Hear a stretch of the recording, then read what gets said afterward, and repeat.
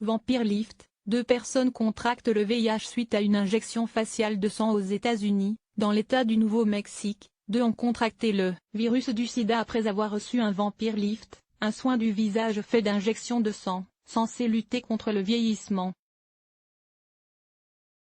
Le ministère de la Santé du Nouveau-Mexique, aux États-Unis, mène actuellement une enquête au sujet d'un spa.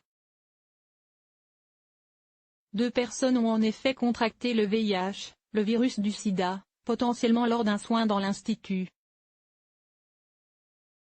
Il s'agissait d'injections de sang transformées dans le visage, ou Vampire Lift, pratique décriée mais mise en avant par certaines stars dont Kim Kardashian. La procédure consiste à prélever du sang au client, puis à séparer les plaquettes des autres composants sanguins.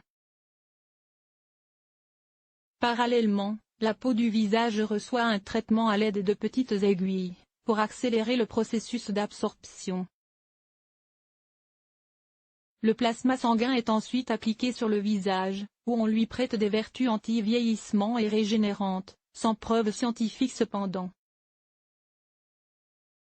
Mais outre l'efficacité non prouvée de ce lifting sanguin, cette pratique présente de sérieux risques sanitaires, dans le sens où les virus transmis par le sang, comme le VIH ou l'hépatite, peuvent infecter la personne qui reçoit le soin, si le matériel médical utilisé, seringues, micro-aiguilles, n'est pas stérile.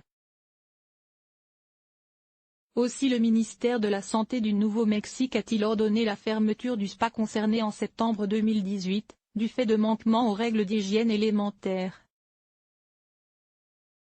Les autorités sanitaires sont désormais en charge de retrouver toutes les personnes ayant fréquenté le spa entre mai et septembre 2018, période durant laquelle 2 personnes ont été infectées par le VIH. Si plus de 100 clients du spa ont déjà participé au dépistage gratuit mis en place par le ministère de la Santé. Ce dernier encourage vivement toutes les personnes ayant bénéficié de ce type de soins en institut de se faire dépister.